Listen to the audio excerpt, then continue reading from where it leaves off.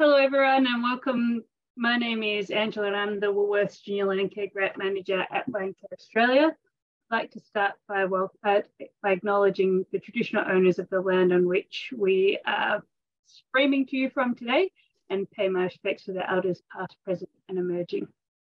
In today's session, we'll be providing information on how to apply for a Woolworths Junior Landcare Grant and to help you out with some project ideas and inspiration for your grant application.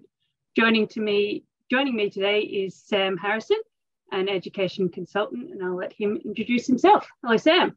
Hey, thanks, Ange. My name's Sam. I do work as an education consultant for the Junior Landcare program. I help to develop some of the resources in the Learning Centre as well too. I'm a science teacher. I'm an environmental scientist in the past as well too. And I guess my background is trying to bring environmental science into the classroom and help teachers to be able to teach environmental science and make it accessible for educators as well. So that's a bit about me. Great, thanks Sam. And we'll hear from you a bit later on about the educational resources that are on our Junior Landcare Learning Centre. That's also proudly supported by Woolworths. So we'll get into it. So what will this session cover? We'll be going over the Woolworths Junior Landcare grants, giving you an overview of what sort of projects you can do. If you don't have an idea of what you or how to start an application or what you might be able to achieve with the grant, and we'll go over some project inspiration. And then we'll also cover the guidelines and criteria of the grant, what we do and don't fund, so that you can put in the best application possible. And we'll also give you some tips on how to make your application stand out. So first of all, what is Junior Landcare? Junior Landcare is all about helping young people connect with their local environment, learn how to care for it, and hopefully the children that are looking after the environment today become land carers of the future.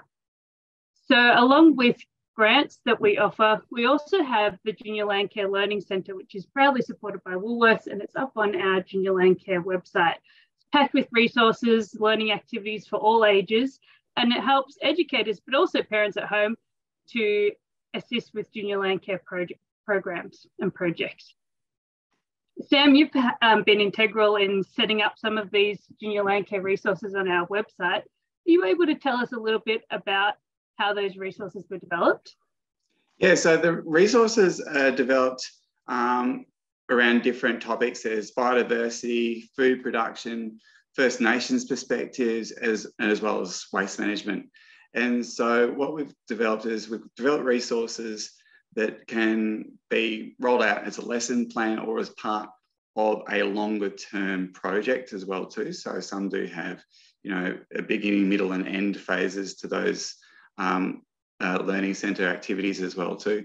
And they're based on specific projects that you can do in your school, learning centre or other institutional organisation where you are as well too. It's certainly not limited to schools and kinders and that sort of thing. We know there's a whole variety of settings where people might be able to access what we're doing. So it ranges in topics from things like, starting a worm farm, creating a food garden, bush tucker gardens, for example, like a First Nations garden, thinking about Indigenous seasons, all sorts of things along that whole line. There's a whole great gamut of resources that are available in the Learning Centre, and we're developing new ones and adding to them based on educator feedback that we're getting from educators as well too. Yeah, great. Sounds like there's lots on there. Absolutely, there's a heap. And it's growing all the time, which is fantastic as well too. And it's great to hear the feedback that we're getting from educators who are sometimes finding it for the first time as well too, that we do have all of these resources out there for them. Yeah, that's great. So a little bit more about the Woolworths Junior Landcare Grant. So this will be our 5th round of the grants. They started in 2018 and they've provided over $4 million to schools and early learning centres across the whole of Australia, and which has engaged an amazing 200,000 children in the project. So there's already been so many great grants that have gone out so far, and we're offering another 1,000 grants of up to $1,000 this year, and that's really exciting.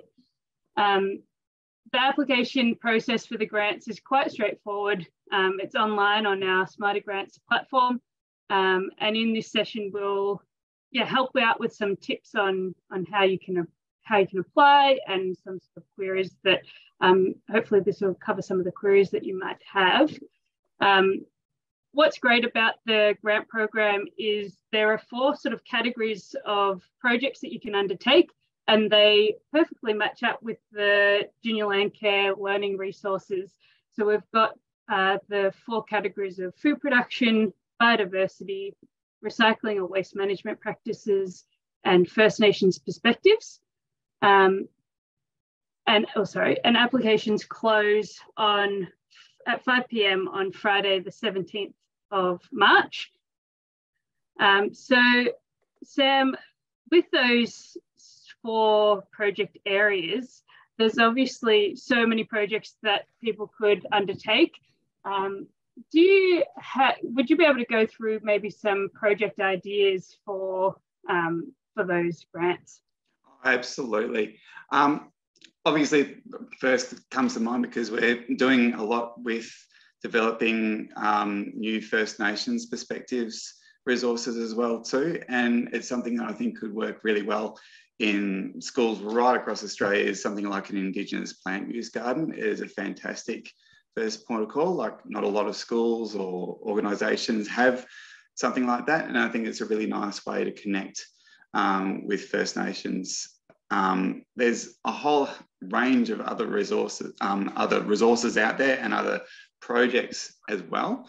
And sometimes it's a matter of having a little look at what you've got in and around your school, and looking at your point of need as well too. And just on that as well too, it's always really, really important to reach out to your local Landcare community group, for example, or you might not have a Landcare group that specifically works in your area. You might have, say, an environmental friends group, and they could potentially help advise you on what you're going to, what you could do, as well as provide some support or in-kind support to your project as well too. So I think reaching out to your local community groups is a great way if you're not sure of what to actually do in your school. Also, things like your council environment officers might be a really good port of call as well too, and they could also potentially help add to your application by providing other support or in-kind support to your application as well too. So I mentioned something like an Indigenous plant use garden, which is absolutely fantastic. I know that I work in schools and other educational organisations, and compost is a really big thing because a lot of waste is produced at school, and if we can manage some of that organic waste on site in composting or worm farms, that's a really nice project idea. I'm lucky enough to work with some schools that are out in the bush, and so we're able to do some, relatively small scale nest box projects as well too. Because I mean, everything, I guess you've got to think about what your budget is going to be and how much can be contributed by the Woolworths Junior Landcare Grant. But by, I guess, making connections with your local Landcare group, for example, or other organisations around you, and getting some in-kind support from them, that can also help co-fund your application, also make it stronger as well too. And correct me if I'm wrong, Ange, because I'm sort of not looking at it from your side of the desk. I'm guessing when you see groups like schools or other organisations applying for a Woolworths Junior Landcare Grant, if they're able to say that, oh, we are working with our local Landcare group, then does that make the application, I guess, a bit better and stronger from your point of view? Yeah, absolutely.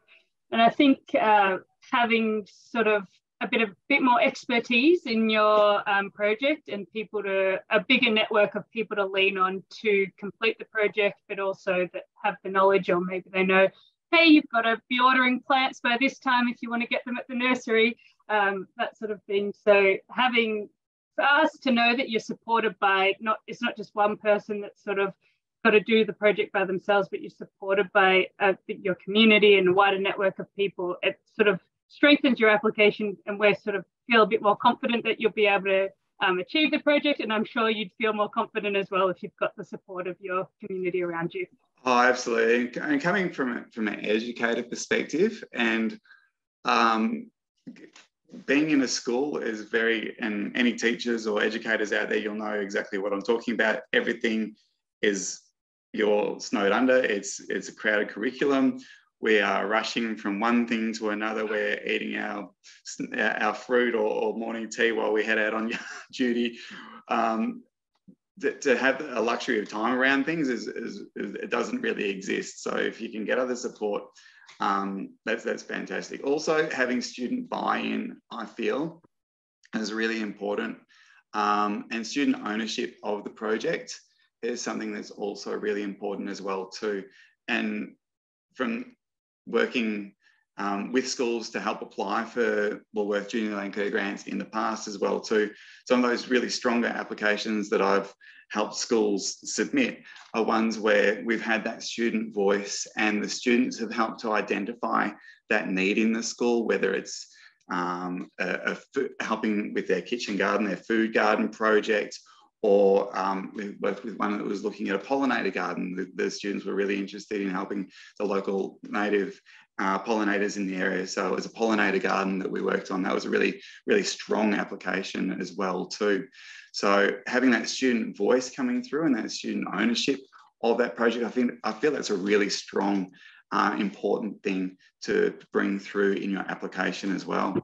Yeah, and I guess the whole point of the grants is to get students hands-on, get them involved in projects. So the more we can see, yeah, they're really engaged, they're really interested. Maybe there's a green team that meet at Wednesday lunchtime every week. We'd love to hear that, and that's how you're sort of maintaining your project or continuing students' involvement in the project. Yes, so I guess there's no specific project, but have a look obviously on the Junior Landcare Learning Centre website for those lesson and project ideas based on that. And there's also a top 10 ideas document out there as well too, I understand, Ange. Yeah, so I guess as we've sort of gone through, there's so many project ideas, and there's also so many learning centre resources that we've got up on our website. So we've sort of condensed them into top 10 project ideas. Doesn't mean they're actually the top 10. You can do whatever you want at your school.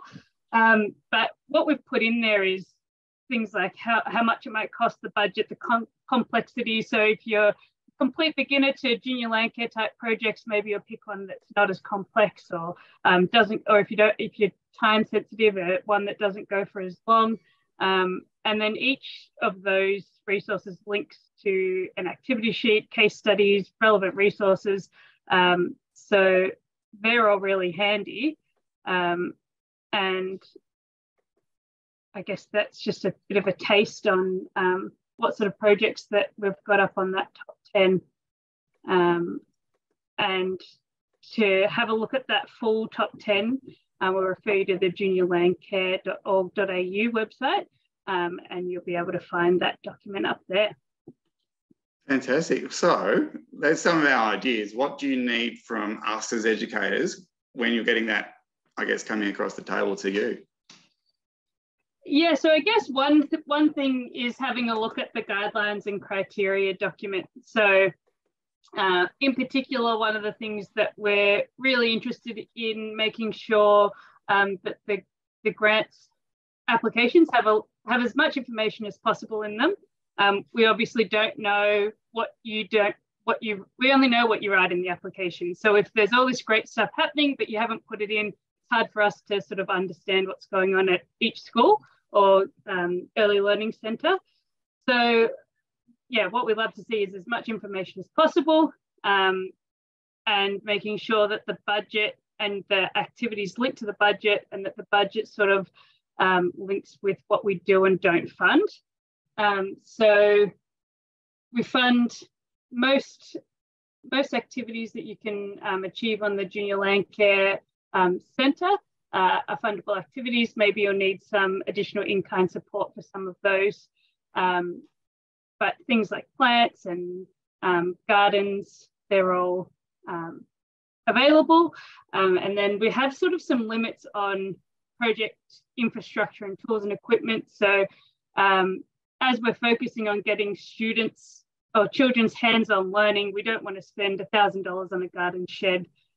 We want to make sure that the project has a lot of children's engagement. So that's why there's a sort of $500 limit on tools and equipment, so that it can go, the other funding can go to other things where the students feel engaged with the project. And just take note of the things that we don't fund. So things like wages for relief teachers, travel costs, synthetic grass and flowers. So we want to see things that are living, and livestock. So we don't fund the purchase of chickens and other small animals.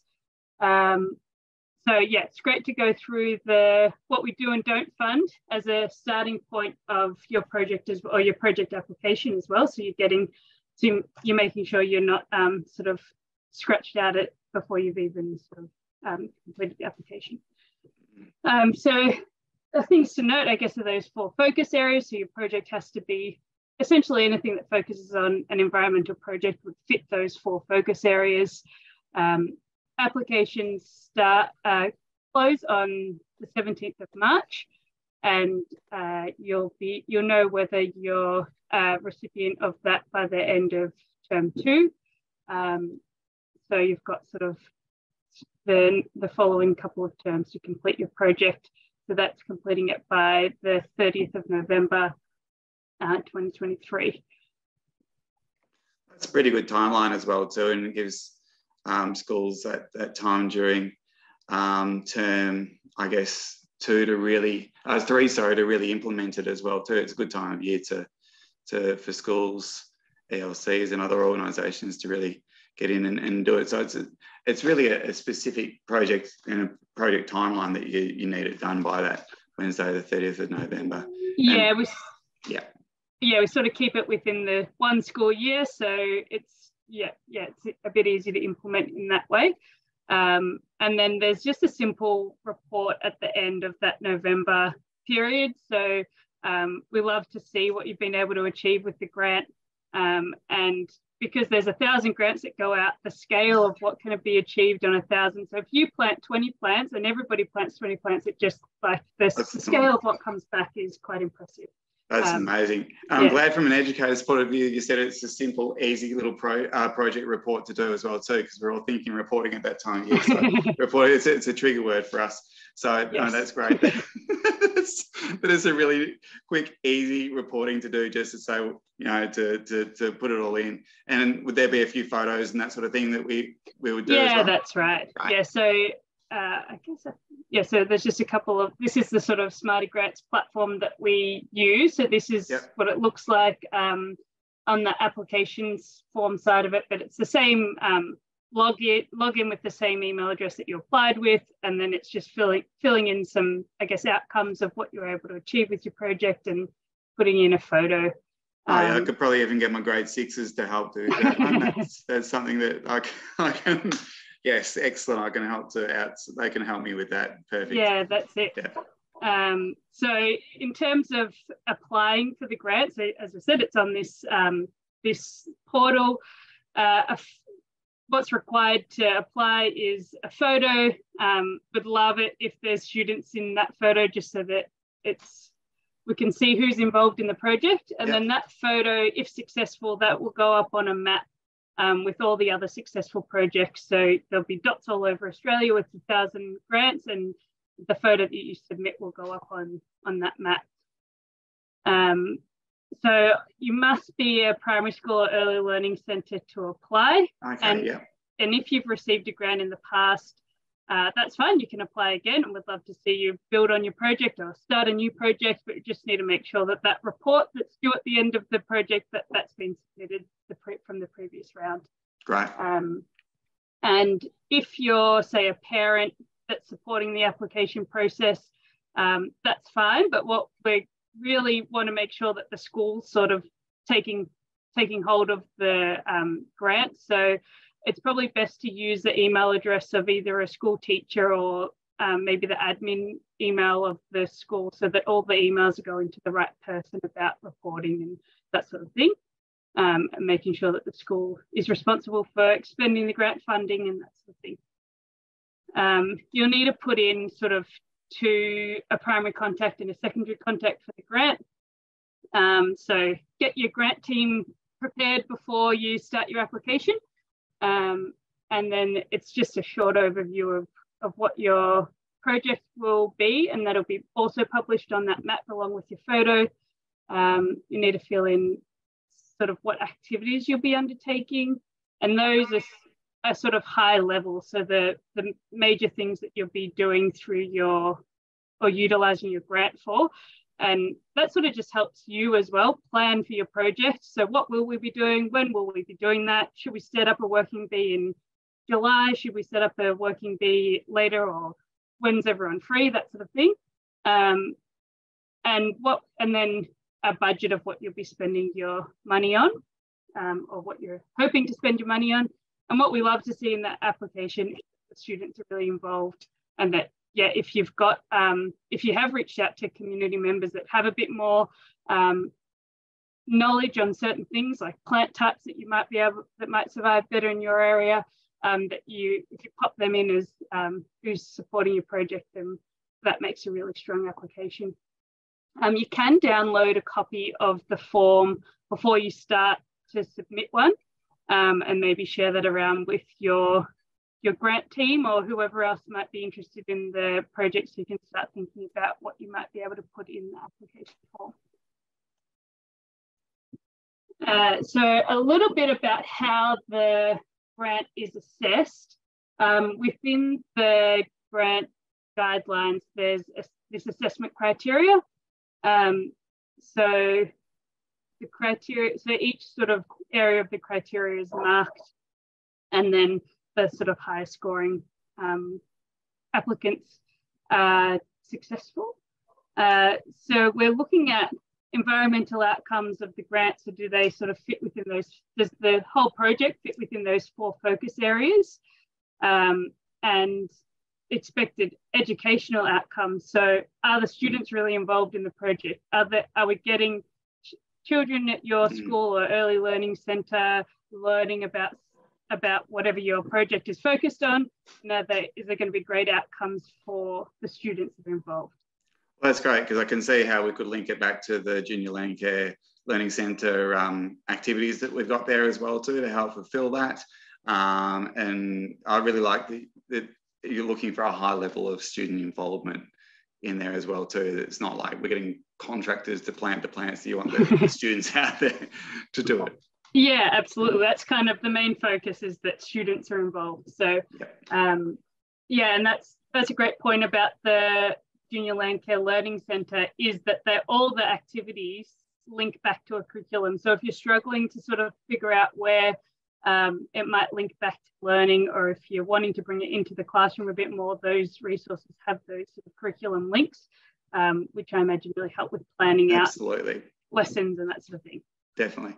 And then so project activities that are feasible and technically sound, which kind of just means, have you thought about what you're doing with your activities? Have you reached out to a community member that might be able to help you, and that it makes sense that you're planting that plant, or that you're using that product in your sort of area? Mm-hmm. And then a commitment to the project is always great. So yeah, one of those things, as I mentioned earlier, might be that you've got a green team that go out and meet once a week or once a fortnight to maintain your veggie garden, or there's a schedule for collecting of compost and that sort of thing that assists with the continuation of the project. And then sort of most importantly, in terms of when the grant when people are marking the grants, what we look at is the project budget. So does it match what you've asked for in your application? And also, does it meet the criteria? So there's a couple of things that we don't fund or limits the budget. So they're kind of the three things that we look for. And I'll just go through quickly a bit of an example budget. So where we want to see a bit of detail. So it doesn't have to be that each line there's carrots, 15 seeds, like one seed packet of carrots, but you can combine those into sort of one line, but it's good to know which sort of vegetables you're purchasing and how much they cost. And then the in-kind contribution column is things that you might get donated to your project. So often councils will have mulch that they can deliver to your school or group, or maybe you have to go and pick it up, but potentially a parent or something has a ute and can go and grab some mulch from your school. So that might be an in-kind contribution. This one we see that they've got wheelbarrow and hand tools, watering cans and gloves, but it doesn't go over the $500 limit. And parents will be helping out with preparing the site, and they've put them that funding in kind as well. So what we want to see is as itemised as possible. So rather than just $500 for a garden bed and $500 for tools, we want to see sort of what you're purchasing, more so that we know that you have a good plan of what your project will be. Actually, when you receive the grant, you can go, right, I'm buying this, this, and this done, rather than it just be, oh, what tools were we thinking of getting for this grant? So hopefully that makes it a bit easier when it's itemised out like that. And maybe if you're helping writing the application, but somebody else is doing the grant, they can sort of pick it up and know what you got the grant for. That's good. So shopping list's good. That's it, pretty much, yeah. And obviously there is a bit of wiggle room if you receive the grant and the wheelbarrows cost a bit less or they cost a bit more, and it doesn't have to be strictly what you've put in the budget, but it's a really good guide. Yeah, makes sense. That's an easy one for us to do as educators, I think. You know, we can put that in a maths class. That's a maths lesson right there. Yeah, that's it. How do you spend $1,000 on your project? Oh, don't want to make it too open-ended for some of my kids, that's for sure. So I guess we've come up with a couple of top tips, and really we've covered them across what we've been speaking about them. But it's well itemised budget. We just went through that. Remember that the person that's reading your application has no idea about the context of the project. So put as much relevant information as possible, but also make it clear and concise.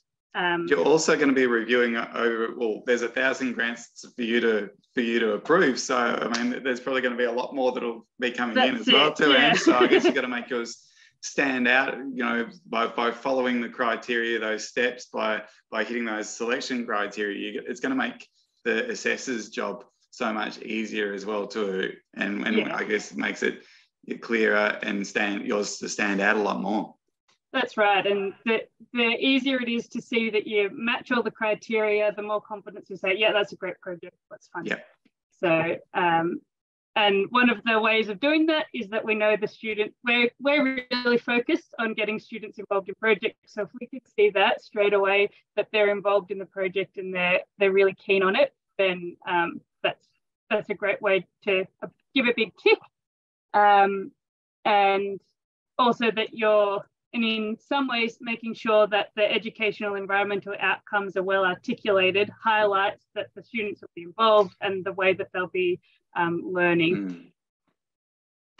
And I guess one tip that we'd like to give to people that are applying again is that please do. We'd love to see that you can enhance on a project, or you've done one thing, you've done a vegetable garden and you want to move on to recycling, or you want to build a native garden, there's so many options on the projects that you can do, and we'd love to see more students involved at your school or your group, and learning new things. So that top 10 projects document, I think, really helps with, okay, I've done that, but maybe I could be doing this with our school. And that's good to know. That was one of my questions I had, is if we've got something that we've got that's in place, could we apply for a Woolworths Junior Landcare Grant to help, improve what we've already got as well too, and extend what we've got? Yeah, absolutely. So I guess so long as it fits within the guidelines of what we can and can't buy, but extending on things, if you've put in a veggie garden maybe 5 years ago and some things are falling apart, it's fine. We can awesome. Get funding to improve those gardens. So that's all good. Sounds good. Do you have any sort of frequently asked questions that you get from educators? I think in some ways we've covered a few of them. Like some people, I would really love to submit an application, but where do we start? How do you help? And I think the first thing to do is probably download the application form, so you know what you've got to do. And then first stop is to look at that top 10 project. So that's sort of why we've developed that sheet up, so that there's a first stop that you can have a look through, and then sort of linking the two project ideas and the application form together. And there's, I think that's a great start to your application. And then the actual form is quite simple to fill in. So hopefully that helps you to start an application. Absolutely. I'm looking forward to some of the schools I work with, pointing them towards the juniorlandcare.org.au to get involved. Yeah, great. And I guess, so some other people ask questions like, how much information do I need to put in my application? Or in the activities table, do I need to put every single lesson that we're planning to work on the project in?